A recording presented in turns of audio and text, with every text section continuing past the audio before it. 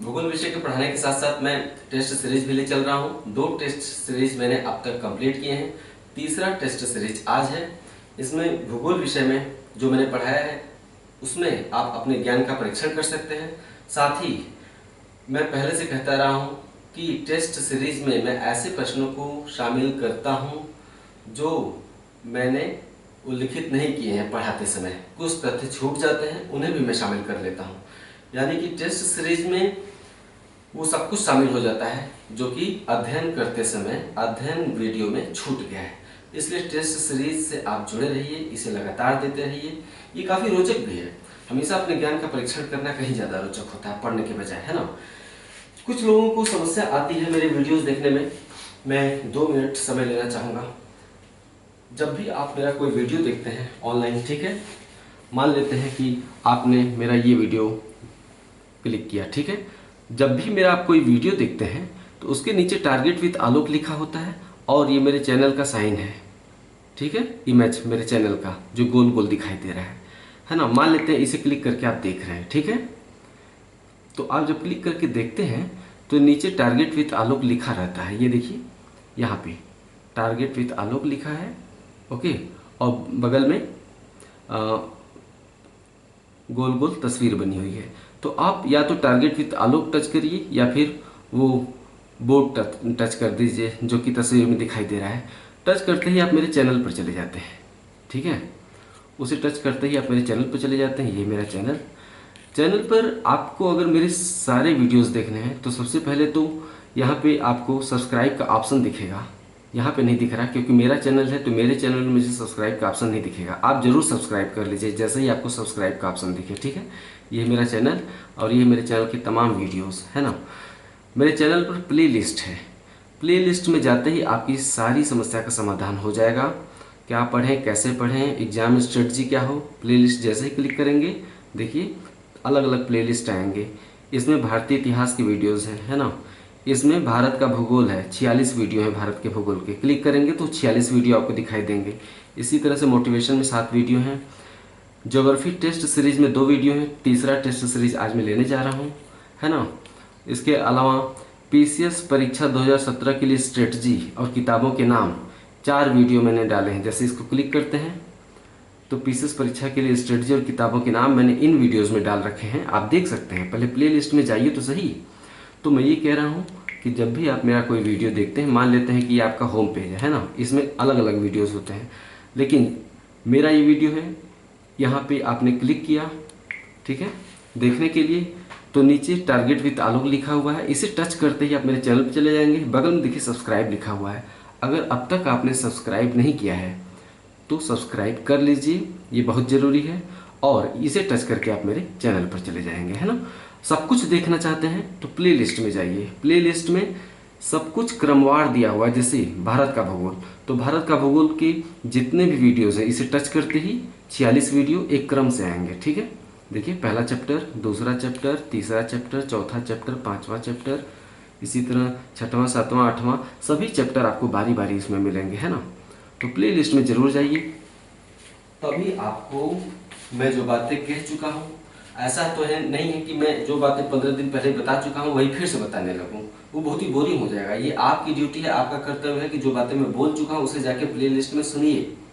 आपको वहाँ पे बहुत कुछ मिलेगा प्ले लिस्ट में। सब कुछ तो नहीं मिलेगा क्योंकि अभी बहुत कुछ मुझे बताना है, पढ़ाना है, लेकिन फिर भी प्ले लिस्ट में बहुत से ऐसे अभ्यर्थी हैं जिनके लिए वहाँ बहुत कुछ है। बहुत से लोग ऐसे हैं जो सब कुछ जानते हैं, लेकिन जो लोग परीक्षा के विषय में नहीं जानते हैं, बहुत से लोग शिकायत कर रहे हैं कि मैं सिर्फ पढ़ा रहा हूँ, परीक्षा की कोई स्ट्रेटजी नहीं बता रहा हूँ। तो परीक्षा की बहुत सारी स्ट्रेटजी में बता चुका हूँ। प्ले लिस्ट में जाइए, स्ट्रेटजी वाले प्ले लिस्ट में जाइए, आप स्ट्रेटजी देख सकते हैं। किताबों के नाम भी मैंने बता चुके हैं। कितनी बार बताऊँ किताबों के नाम। थोड़ा सा आप लोग भी मेहनत करना होगा, थोड़ा सजग रहिए। रोज रोज एक ही बात मैं नहीं दोहरा सकता हूँ, ठीक है। तो हालांकि PCS, UP PCS, Bihar PCS, MP PCS और संघ लोक सेवा आयोग यानी यूपीएससी, इन सभी के लिए प्रीलिम और मेंस में कैसे कैसे कितने प्रश्न पत्र होते हैं, क्या करना चाहिए इनकी तैयारी के लिए, उनकी तैयारी के लिए मैं कहाँ तक मदद कर रहा हूँ, सब कुछ मैं धीरे धीरे बारी बारी बताऊंगा। यूपी पीसीएस का अलग, आईएएस का अलग, बिहार पीसीएस का अलग और एमपी पीसीएस का अलग। बहुत से लोग MPPCS देने वाले हैं, पूछ रहे हैं कि इसकी तैयारी प्रीलिम में क्या होता है, मेंस में क्या होता है ना, बताऊंगा, बारी बारी सब हो जाएगा। तो आइए आज हम, हाँ कृपया करके सब्सक्राइब जरूर कर लीजिए इस चैनल को, और 2 मिनट समय मिले तो मेरे वीडियोस के लिंक शेयर किया करिए फेसबुक पे, व्हाट्सएप पे, ठीक है। अधिक लोगों तक पहुंचेगा तो मुझे अधिक खुशी होगी। आइए सबसे पहले मैंने पिछले टेस्ट सीरीज में 1 मिनट, सबसे पहले मैं पिछले टेस्ट सीरीज में मैंने आपसे जो प्रश्न किए थे उनके उत्तर दे देता हूँ। पिछले टेस्ट सीरीज में मैंने जो प्रश्न किए थे उनका उत्तर जान लीजिए। मैंने कहा था निम्नलिखित पर्वत चोटियां किस राज्य में हैं, नाम बताइए। मैं यहाँ पे बोलता जा रहा हूँ, पर्वत चोटियां मैंने यहाँ पे दिखा दी है, नाम भी लिखा है पर्वत चोटी, जैसे पारसनाथ, नीचे लिखा है झारखंड, है ना। इसी तरह लिखा है गासेर ब्रह्म, नीचे लिखा है काराकोरम श्रेणी, आप जानते हैं जम्मू कश्मीर में है। तो इस तरह से इसको नोट कर लीजिए।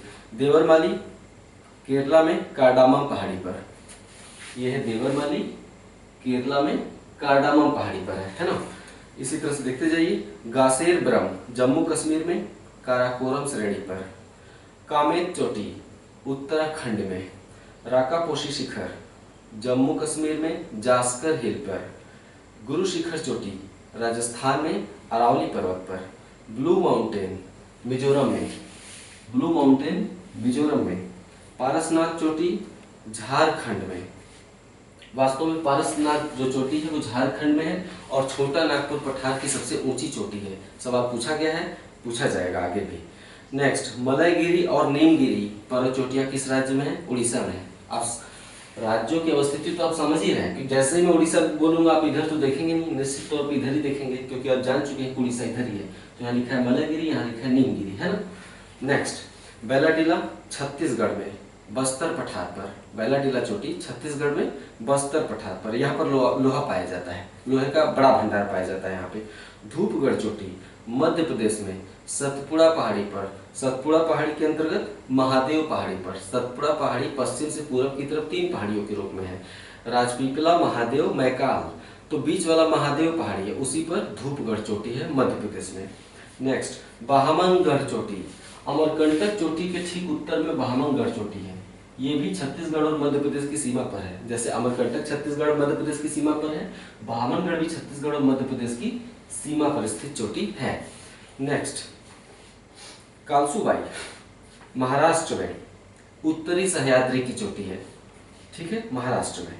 महाबलेश्वर महाराष्ट्र में, कृष्णा नदी का उद्गम महाबलेश्वर चोटी से होता है। कुद्रेमुख कर्नाटक में, कुद्रेमुख किस लिए जाना जाता है, यहाँ लोहे का जो सर्वश्रेष्ठ क्वालिटी होती है, लोहे की सबसे अच्छा प्रकार कौन सा होता है, मैग्नेटाइट, जो मैग्नेटाइट लोहे के लिए जाना जाता है कुद्रेमुख, मैग्नेटाइट लोहे का वहाँ बड़ा भंडार पाया जाता है, ठीक है, कर्नाटक में। नेक्स्ट, अगस्त्यमलाई चोटी केरल और तमिलनाडु की सीमा पर, यहाँ पे देखिए लिखा हुआ है अगस्त्यमलाई केरल और तमिलनाडु की सीमा पर। नेक्स्ट, डोडा बेटा नीलगिरी पर्वत पर है, तमिलनाडु राज्य में पड़ता है। आप राज्यों के नाम देख रहे हैं, एक्स्ट्रा फैक्ट्स भी मैं बताता चल रहा हूँ। डोडा बेटा तमिलनाडु में नीलगिरी पहाड़ी पर। अनाईमुदी नीलगिरी पर्वत के ठीक दक्षिण में स्थित है, अनाईमुदी चोटी केरला राज्य में पड़ता है, केरला राज्य में अन्नामलाई पर्वत पर। नेक्स्ट, हिमालय पर, अब अगला सवाल, ये तो एक सवाल में मैंने सारी चोटियों के नाम आपसे पूछ लिए थे, भारत में जितनी भी प्रमुख चोटियां हैं, हो गया। इनकी अवस्थिति को अच्छे से लोकेट करिएगा, मानचित्र देखकर याद करते रहिए। हाँ, टेस्ट सीरीज पर एक अलग से नोट्स जरूर बनाइए, कारगर रहेगा, यकीन मानिए। अगला, हिमालय पर स्थित भारत की सबसे ऊंची चोटी कंचनजंगा सिक्किम में, हिमालय पर स्थित भारत की सबसे ऊंची चोटी कंचनजंगा। नेक्स्ट, हिमालय की दूसरी सबसे ऊंची चोटी कंचनजंगा ही है, क्योंकि हिमालय की सबसे ऊंची चोटी कौन सी है, एवरेस्ट। हिमालय की दूसरी सबसे ऊंची चोटी कंचनजंगा। चुंबी घाटी सिक्किम में है। कारगिल किस पर्वत पर स्थित है, जास्कर पर्वत पर स्थित है, ये कारगिल, कारगिल पर्वत पर ही, जास्कर पर्वत पर ही कारगिल है, और कारगिल के पश्चिम में राकापोशी शिखर है ना। कारगिल और राकापोशी शिखर दोनों जास्कर पहाड़ी पर पड़ता है। उत्तर में काराकोरम, जास्कर, लद्दाख, है ना, सॉरी, काराकोरम, लद्दाख और जास्कर, नहीं, काराकोरम, लद्दाख और जास्कर, ठीक है, ओके, यही। नेक्स्ट, हिस्पर बियाफो ग्लेशियर किस पर्वत पर स्थित है, जो सबसे उत्तरी पर्वत कौन सा है, काराकोरम, उस पर 4 ग्लेशियर हैं, हिस्पर बियाफो, बाल्टोरो, सियाचिन ग्लेशियर, हिस्पर बियाफो, बाल्टोरो, सियाचिन ग्लेशियर। चारों महत्वपूर्ण ग्लेशियर है, हमेशा पूछे जाते हैं, याद कर लीजिए। नेक्स्ट, जम्मू कश्मीर में शीतोष्ण मुलायम घास के क्षेत्रों को किस नाम से जाना जाता है? जम्मू कश्मीर में ठंडा क्षेत्र है तो वहाँ शीतोष्ण मुलायम घास के मैदान पाए जाते हैं, उन्हें मर्ग नाम से जाना जाता है। गुलमर्ग और सोनमर्ग जैसे नगर उसी क्षेत्र में स्थित है, गुलमर्ग और सोनमर्ग। नेक्स्ट, भारत में सोना किस क्रम की चट्टानों में पाया जाता है? धारवाड़ चट्टानों में। यदि भारत में शाम के 5 बजे हैं तो लंदन का समय बताइए। भारत का समय ग्रीनविच समय से, ग्रीनविच कहाँ है? लंदन में है। जैसे नैनी कहाँ है? भारत में है। तो भारत का जो प्रधान समय रेखा, प्रधान देशांतर रेखा कहाँ से गुजरता है? भारत का नैनी से होकर गुजरता है। तो जो अंतर्राष्ट्रीय प्रधान मध्याह्न रेखा है, देशांतर रेखा, वो लंदन के ग्रीनविच से गुजरती है। सूर्य किधर उगता है? पूरब में। तो भारत में सूर्योदय पहले होता है, लंदन और इंग्लैंड में सूर्योदय बाद में होता है। तो भारत का समय लंदन के समय से 5.5 घंटे आगे है। अगर भारत में शाम के 5 बज रहे हैं तो लंदन कितने बजेंगे? 5.5 घंटा पीछे करिए। तो 5 से पहले 5 घंटा घटाइए, 12 हो जाएगा। 12 बजे आधा घंटा और घटाएंगे तो सुबह के 11:30, 11:30 AM, है ना। तो भारत में शाम के 5 तो लंदन में 11:30 AM। अगला, सतपुड़ा श्रेणी की दूसरी सबसे ऊंची चोटी का नाम बताइए। सतपुड़ा श्रेणी की सबसे ऊंची चोटी धूपगढ़ है, महादेव पहाड़ी पर, उसके बाद बामनगढ़ है। ठीक है। नेक्स्ट, सतमाला पहाड़ियां किस राज्य में है? महाराष्ट्र में है। सतपाला पहाड़ियां महाराष्ट्र में पड़ती हैं। नेक्स्ट, हिमालय और नीलगिरी के मध्य भारत की सर्वोच्च चोटी। हिमालय उत्तर में है, नीलगिरी पहाड़ी दक्षिण में है। इन दोनों के मध्य भारत की सर्वोच्च चोटी गुरु शिखर चोटी है। ठीक है, बीचों बीच। नेक्स्ट, छोटा नागपुर पठार की सर्वोच्च चोटी पारसनाथ, यहाँ पे बना दिया है, पारसनाथ झारखंड। ये छोटा नागपुर पठार की सर्वोच्च चोटी है। हिमालय पर किस स्थल पर एंथ्रेसाइट कोयला पाया जाता है? कोयले के 4 प्रकार होते हैं, एंथ्रेसाइट, बिटुमिनस, ठीक है, लिग्नाइट और पीट। एंथ्रेसाइट, बिटुमिनस, लिग्नाइट और पीट। सर्वश्रेष्ठ क्वालिटी होती है एंथ्रेसाइट। भारत में एंथ्रेसाइट कोयला नहीं के बराबर पाया जाता है, केवल 2%। भारत में जितना भी कोयला है केवल 2% एंथ्रेसाइट पाया जाता है, उसका भी खनन नहीं हो पाता है क्योंकि दुर्गम क्षेत्रों में है। वो 2% एंथ्रेसाइट कोयला कहाँ है? हिमालय पर कारगिल क्षेत्र में है एंथ्रेसाइट कोयला, वहीं पर पाया जाता है। शेष भारत में जो कोयले की सर्वोत्तम कोटि है एंथ्रेसाइट, शेष भारत में नहीं पाई जाती। भारत में ज्यादातर कोयला बिटुमिनस प्रकार का होता है जो कि दूसरी क्वालिटी है। नेक्स्ट, हिमाचल के मंडी शहर से लेह जाने के लिए किस दर्रे से होकर गुजरना पड़ेगा? हिमाचल का मंडी यहाँ पे है, जम्मू कश्मीर का लेह यहाँ पे है। जब आप मंडी से ले जाएंगे तो जिस सड़क से होकर जाएंगे वो बारालाचाला दर्रे से होकर गुजरेगी। ठीक है, बारालाचाला दर्रे से होकर गुजरेगी आपकी सड़क, अगर आप मंडी से ले जाएंगे तो। नेक्स्ट, अरुणाचल प्रदेश में शिवालिक को किन पहाड़ियों के नाम से जाना जाता है? पूरा हिमालय पूरब में बहुत संकरा हो गया है। हिमालय की तीनों श्रेणियां, महान हिमालय, लघु हिमालय और शिवालिक, पूरब में बहुत आपस में सट गई हैं। इसके चलते शिवालिक पूरब में इतना संकरा हो गया है कि पूर्वी भारत में कटी फटी पहाड़ियों के रूप में नजर आता है शिवालिक। अरुणाचल प्रदेश में इसे डफला, मिरी, अबोर, मिश्मी 4 पहाड़ियों के नाम से जानते हैं। मैंने क्वेश्चन किया था, अरुणाचल प्रदेश में शिवालिक को किन पहाड़ियों के नाम से जाना जाता है? डफला, मिरी, अबोर, मिश्मी, क्योंकि शिवालिक पूर्वी भारत में कटा फटा नजर आता है, लगातार नहीं फैला हुआ है, कहीं नजर आता है कहीं गायब हो गया है। तो डफला, मिरी, अबोर, मिश्मी ये शिवालिक पहाड़ियों के ही नाम है, अरुणाचल प्रदेश में पाई जाती है। नेक्स्ट, असम हिमालय किन 2 नदियों के बीच स्थित है? सिक्किम में तिस्ता नदी बहती है और ब्रह्मपुत्र को अरुणाचल में दिहंग नदी कहते हैं। तो तिस्ता नदी और दिहंग नदी के बीच के क्षेत्र को हम कहते हैं असम हिमालय, है ना। नेक्स्ट, हिमालय की उत्पत्ति की सबसे अच्छी व्याख्या करने वाला सिद्धांत का नाम बताइए। कोबर का भूसन्नति सिद्धांत। सब कुछ पढ़ाया जा चुका है भारतीय भूगोल में, अगर आप पढ़े नहीं अब तक तो जाके पहले चैप्टर से अब तक फॉलो करिए, नोट्स बनाइए, सब कुछ बताया जा चुका है। तरीका क्या है? मेरे चैनल पर जाइए, प्लेलिस्ट में जाइए, सारे वीडियोज वहाँ पे पड़े हुए हैं। हाँ, तो हिमालय की उत्पत्ति की सबसे अच्छी व्याख्या करने वाला सिद्धांत कोबर का भूसन्नति सिद्धांत। कोबर के भूसन्नति सिद्धांत पे मैंने आधा घंटा लेक्चर दिया है समझाने के लिए, उसे जाके फॉलो करिए। 3रा 4था अध्याय है, प्लेलिस्ट में जाइएगा। नेक्स्ट, दंडकारण्य पठार किन राज्यों में विस्तृत है? छत्तीसगढ़ में मुख्य रूप से पड़ता है, लेकिन पश्चिम में थोड़ा आंध्र प्रदेश में आ जाता है, पूर्व में उड़ीसा में चला जाता है। तो आंध्र प्रदेश, छत्तीसगढ़ और उड़ीसा दंडकारण्य पठार 3 राज्यों में स्थित है। बहुत ही घोर घनघोर जंगली क्षेत्र है। ज़्यादातर नक्सली जो गतिविधियां दंडकारण्य पठार उस जंगल में ही होती हैं। ठीक है, चाहे छत्तीसगढ़ का सुकमा जिला हो, दांतेवाड़ा जिला हो। अक्सर आप सुनते होंगे कि नक्सलियों ने बारूदी सुरंग बिछाकर सीआरपीएफ की ट्रक को उड़ा दिया। तो ये पूरा बहुत ही जंगली और खतरनाक इलाका है। जो बैलेट दंडकारण्य का पठार, दंडकारण्य के पठार के अंतर्गत ही बस्तर का पठार पड़ता है ना। दंडकारण्य के पठार में ही बस्तर का पठार पड़ता है, वो भी छत्तीसगढ़ में ही है। ठीक है, आगे मालवा का पठार किन 2 पर्वतों के मध्य स्थित है? अरावली, विंध्याचल। तो अरावली और विंध्याचल के मध्य मालवा का पठार है। चंबल नदी उसी से होकर बहती है। नेक्स्ट, मुंबई से पुणे जाने वाली सड़क पश्चिमी घाट के किस दर्रे से होकर गुजरती है? जब आप मुंबई से पुणे जाते हैं, कल सुबह ही महाबलेश्वर बता ही दिया है, इसे मिटा देता हूँ। ठीक है, यहाँ पे है मुंबई, यह मुंबई, और यहाँ पे है पुणे। तो मुंबई से पुणे जाने के लिए यहाँ पे पश्चिमी घाट पर्वत पर एक दर्रा है। दर्रे का नाम है घोर घाट दर्रा। तो मुंबई से जब आप पुणे जाएंगे तो आपकी सड़क घोर घाट दर्रे से होकर गुजरेगी।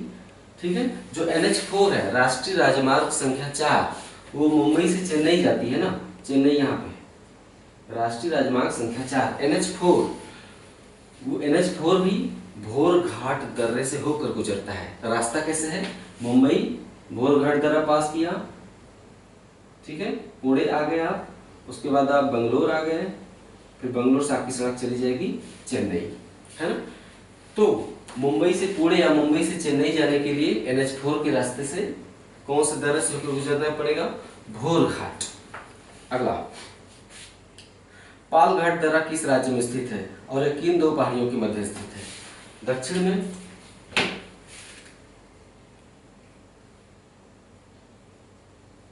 दक्षिण भारत में जहाँ पूर्वी घाट और पश्चिमी घाट आपस में मिलते हैं वो पर्वतीय क्षेत्र कहलाता है नीलगिरी पहाड़ी। ठीक है, यह आपका नीलगिरी पहाड़ी का क्षेत्र है ना।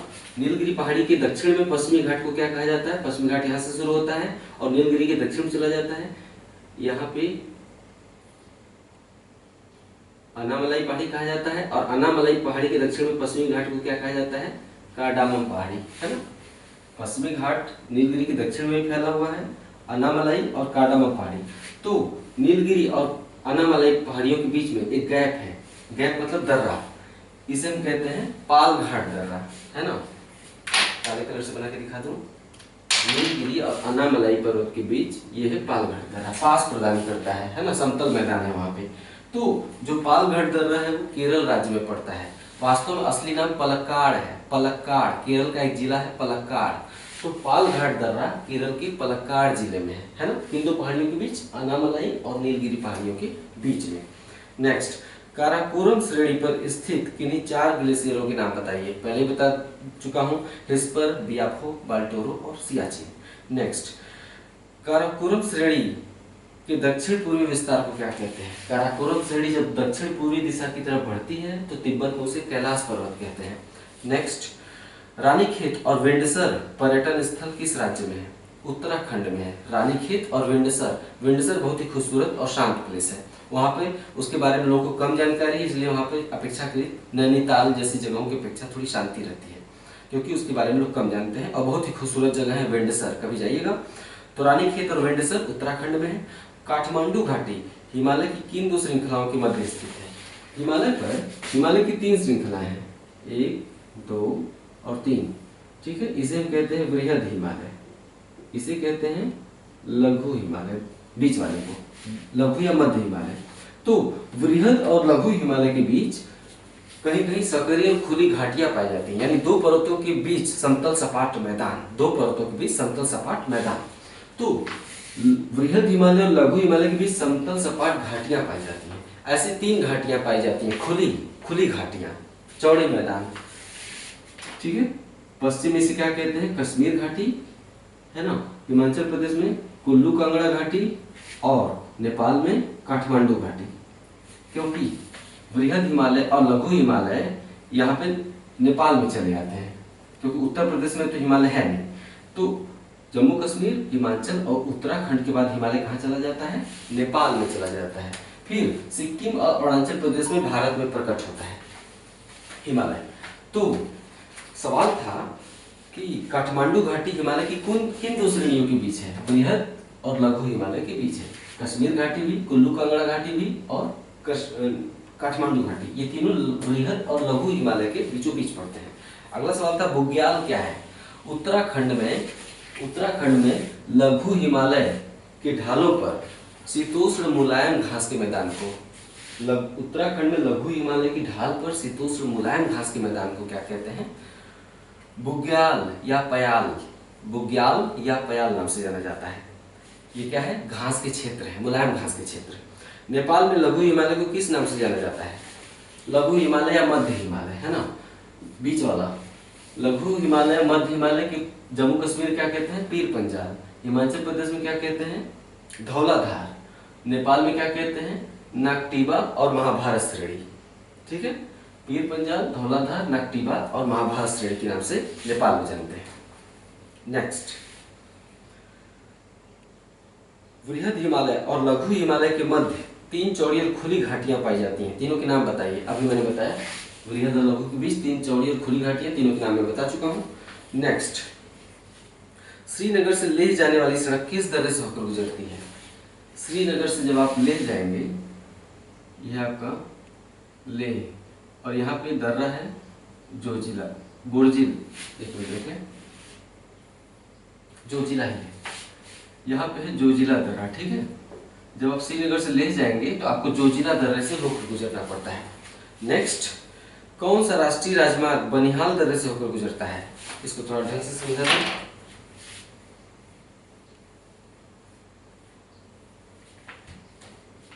यह है लघु हिमालय का पीर पंजाल पर्वत श्रेणी।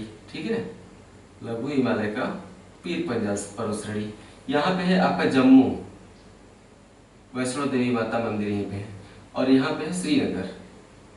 ठीक है, जम्मू से श्रीनगर जाने के लिए पीर पंजाल पर एक दर्रा है, दर्रे का नाम है बनिहाल दर्रा। ये बनिहाल दर्रा पीर पंजाल पर्वत श्रेणी पर बनिहाल दर्रा है। तो जब जम्मू श्रीनगर जाते हैं तो आपको बनिहाल दर्रे से होकर गुजरना पड़ता है। ठीक है, बनिहाल दर्रे में एक सुरंग है, उसका नाम है जवाहर सुरंग। दर्रे के बीचों बीच एक सुरंग है, उसका नाम है जवाहर सुरंग। तो राष्ट्रीय राजमार्ग 1A बोलते हैं, NH1A। NH1A जम्मू से श्रीनगर जाती है बनिहाल दर्रे के जवाहर सुरंग से होकर। नेक्स्ट, भारत का कौन सा द्वीपीय क्षेत्र म्यांमार की अराकान योमा पर्वत श्रेणी का विस्तार है? म्यांमार की अराकान योमा पर्वत श्रेणी का विस्तार बंगाल की खाड़ी में है, उसे हम जानते हैं अंडमान और निकोबार द्वीप समूह। पर्वत डूब गया है बंगाल की खाड़ी में, जगह जगह उसके शिखर दिखाई देते हैं, उसे हम क्या कहते हैं? अंडमान और निकोबार द्वीप समूह। तो अराकान योमा पर्वत श्रेणी का विस्तार है अंडमान निकोबार। नेक्स्ट, भेड़ाघाट किस जिले में है? मध्य प्रदेश में है। किस लिए जाना जाता है? भेड़ाघाट में एक बहुत सुंदर जलप्रपात है, इसलिए जाना जाता है। साथ ही भेड़ाघाट संगमरमर की चट्टानों का क्षेत्र है। ठीक है, संगमरमर की चट्टानें वहां से प्राप्त होती हैं और बहुत सुंदर जलप्रपात है। मध्य प्रदेश के जबलपुर में पड़ता है भेड़ाघाट। ओके। नेक्स्ट, कौन सा पठार अवनालिका अपवर्तन से सर्वाधिक प्रभावित है? मालवा पठार। मालवा पठार की मुख्य नदी है चंबल नदी।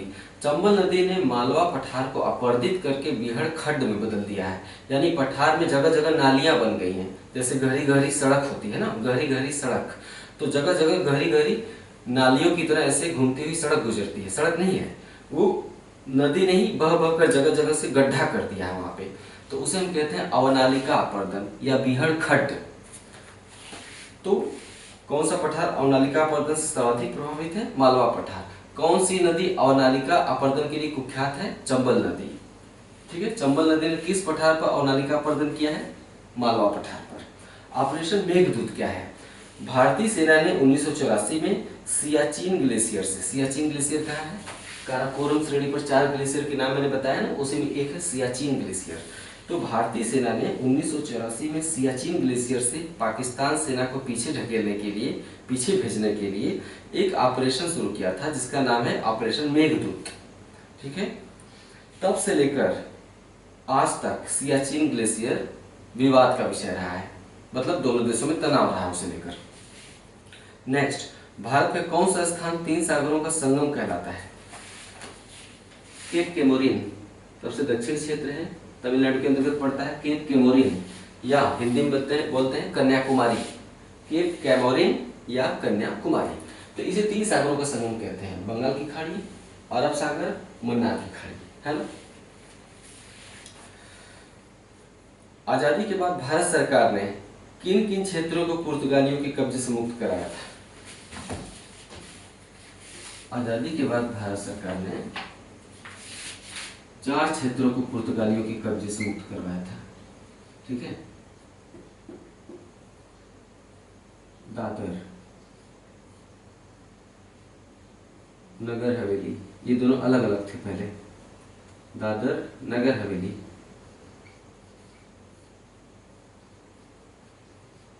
दमन दीव और गोवा। भारत को आज़ादी 1947 में अंग्रेजों से मिली थी, ब्रिटिश सरकार से, लेकिन उसके बाद भी, आज़ादी के बाद भी भारत के ये चारों क्षेत्र पुर्तगालियों के कब्जे में थे। व्यापार करने अकेले ईस्ट इंडिया कंपनी नहीं आई थी ना, पुर्तगाली भी आए थे, फ्रांसीसी भी आए थे। बाद में अंग्रेजों ने फ्रांसीसियों को हरा दिया, पुर्तगालियों को हरा दिया, डचों को हरा दिया, पूरे भारतीय साम्राज्य पर अकेले अधिकार कर दिया। लेकिन इसके बावजूद कुछ क्षेत्र पुर्तगालियों के अधीन अभी भी थे। ये 4 क्षेत्र थे, दादर, नगर हवेली, दमन दीव और गोवा, ठीक है। तो इन चारों क्षेत्रों को भारत सरकार ने पुर्तगालियों के कब्जे से मुक्त कराया। कब? इसे 1954 में मुक्त कराया, दादर को। नगर हवेली को भी 1954 में मुक्त कराया। दमन दीव को 1961 में मुक्त कराया। दोनों एक ही साल है। गोवा भी 1961 में मुक्त हुआ, महीना था दिसंबर 1961 में दमन दीव और गोवा दोनों को पुर्तगालियों के कब्जे से मुक्त कराया गया, ठीक है। यानी ये चारों क्षेत्र ये दोनों क्षेत्र 1961 में आजाद हुए और दादरा नगर हवेली 1954 में आजाद हुआ। मैं आपसे सवाल पूछूं कि गोवा कब आजाद हुआ, तो गोवा 1947 में नहीं आजाद हुआ, गोवा 1961 में आजाद हुआ, है ना। एक ये भी नजरिया है सोचने का। ये हो गया पिछले प्रश्न पत्रों के उत्तर, ठीक है। आज के प्रश्न अच्छे से नोट कर लीजिएगा, इनका उत्तर ईमानदारी से बिना कहीं से देखे नकल मारे कमेंट करिए। बाद में सही उत्तर जब मैं दूंगा तो नोट्स बना लीजिएगा। अभी जो आज मैं सवाल पूछ रहा हूं आज के टेस्ट सीरीज की, बिना कहीं से नकल मारे अपने नोट्स में देखिए, ईमानदारी से उत्तर दीजिए कमेंट में।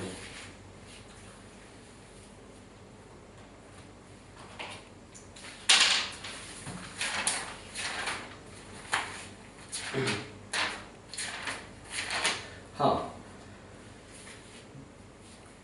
निम्नलिखित नदियां किसकी सहायक नदियां हैं, ठीक है। मैं कुछ सहायक नदियों के नाम ले रहा हूं, बताना है कि किस मुख्य नदी में जाकर मिलती हैं। जैसे यमुना किसकी सहायक नदी है? गंगा की। इसी तरह मैं सहायक नदियों के नाम लिख रहा हूं।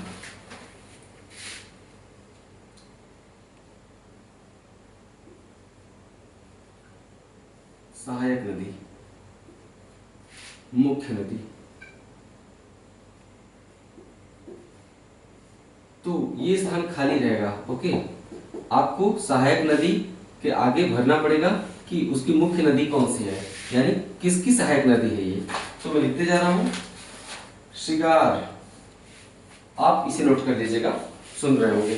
धनश्री पहली सहायक नदी है, धनश्री दूसरी सहायक नदी, शिगार तीसरी सहायक नदी, महानंदा बताना है कि कौन सी मुख्य नदी में जाकर मिलती है ये, समझ रहे हैं ना आप। तो धनश्री, शिगार, शिगार को लिख दूं लेकिन कितने हो जाए, ये बड़ा सा है। धनश्री, शिगार, महानंदा, पिंडार, पिंडार के बाद प्राणहिता, उसके बाद पिथुमारी, भवानी, दूध गंगा, मंजीरा, पेन गंगा, मूसी, राप्ती, हिंडन, मानस, सरयू, लक्ष्मण तीर्थ, कोनार नदी, नुब्रा नदी। ये सभी नदियां किस मुख्य नदी की सहायक नदियां हैं, नाम बताइए। ठीक है, फिर से रिपीट कर रहा हूँ। धनश्री, शिगार, महानंदा, पिंडार, प्राणहिता, पिथुमारी, भवानी, दूधगंगा, मंजीरा, पेनगंगा, मूसी, राप्ती, हिंडन, मानस, सरयू, लक्ष्मण तीर्थ, कोनार नदी और नुब्रा नदी। इतनी सहायक नदियों के नाम मैंने लिए, मुख्य नदी का नाम बताइए। नेक्स्ट, अब मैं कुछ शहरों के नाम ले रहा हूँ, आप बताना है कि किस नदी के किनारे स्थित शहर है ये। ठीक है, नदी बताना है कि किस नदी के किनारे है। शहर का नाम नोट करिए। कोटा नदी का नाम बताइए। उज्जैन नदी का नाम बताइए। नासिक किस नदी के किनारे है।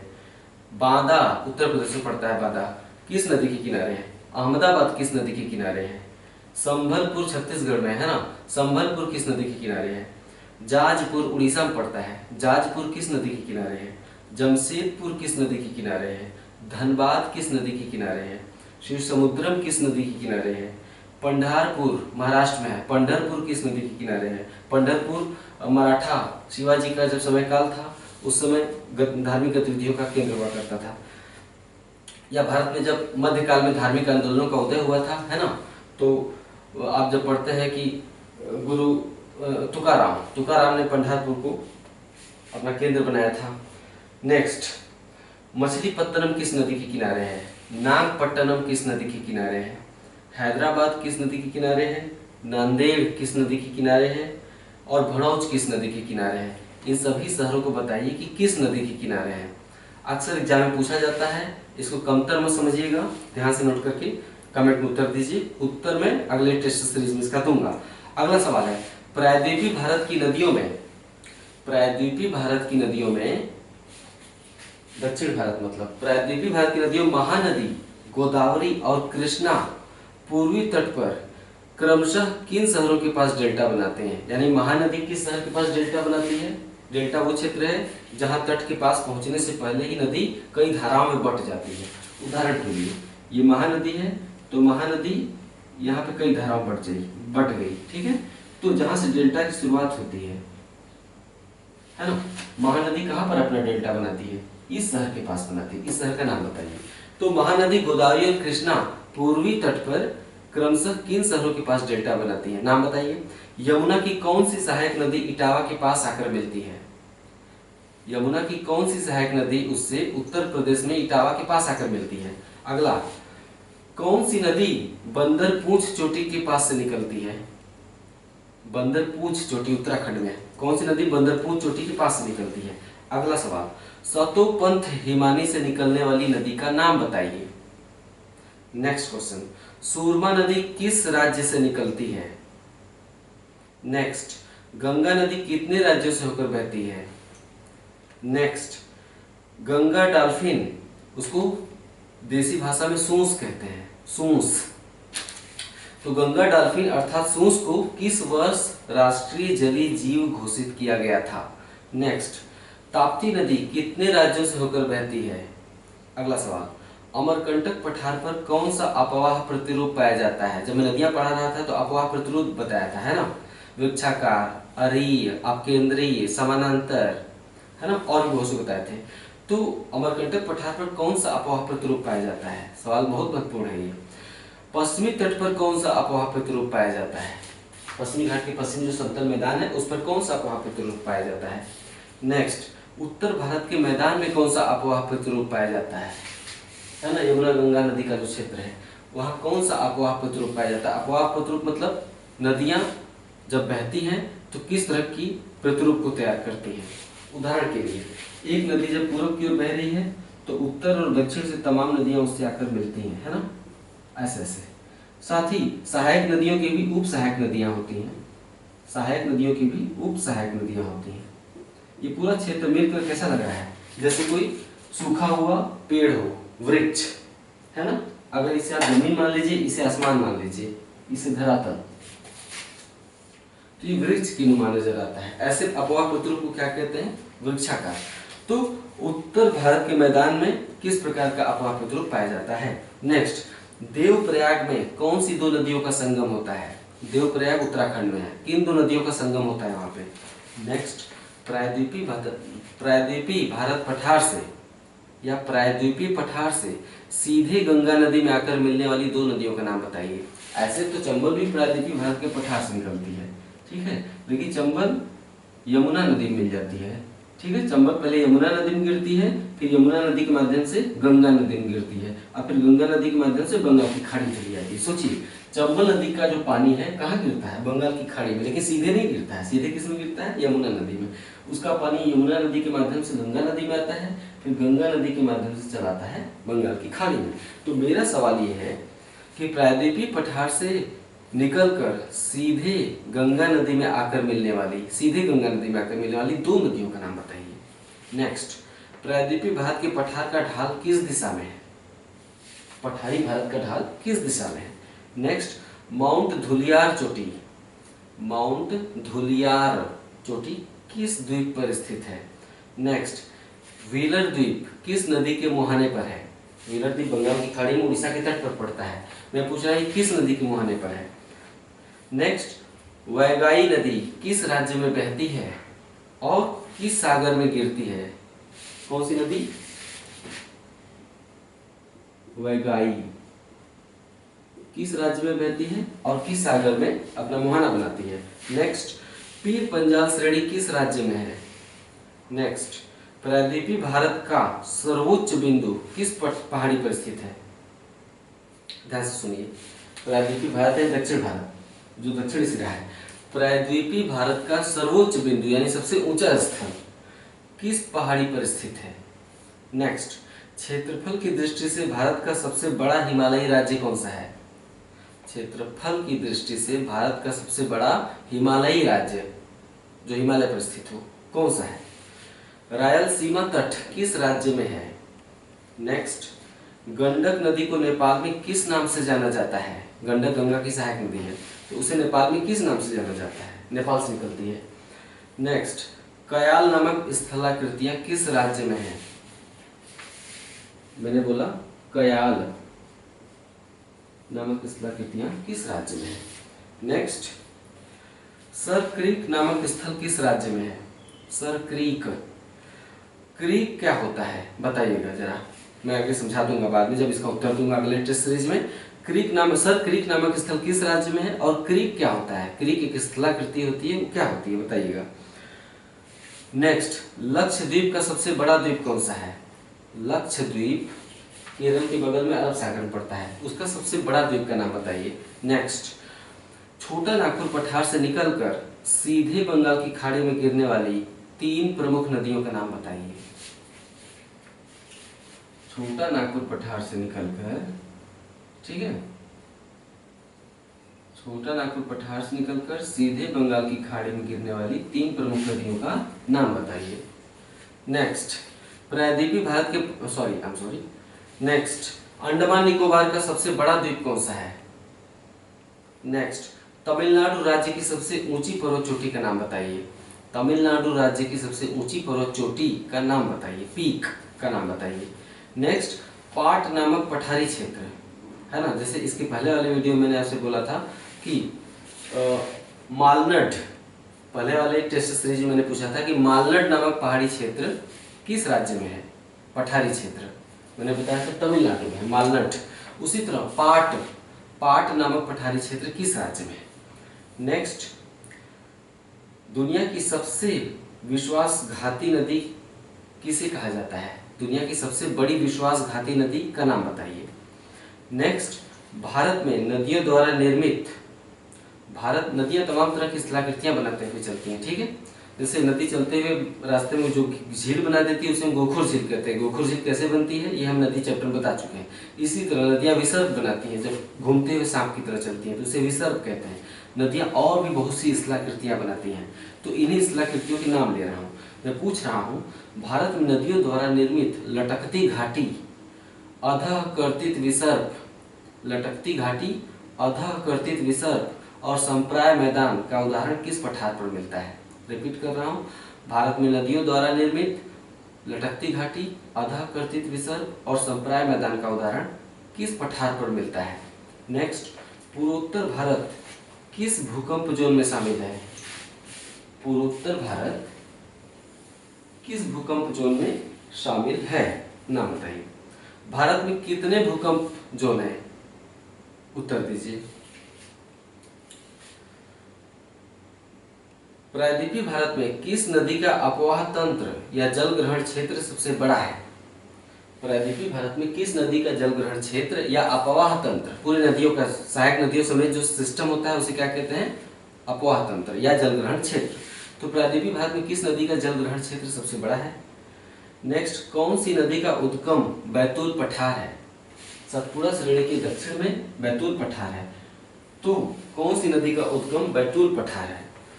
नेक्स्ट, गंगावेली नदी भारत के किस राज्य में बहती है? गंगावेली।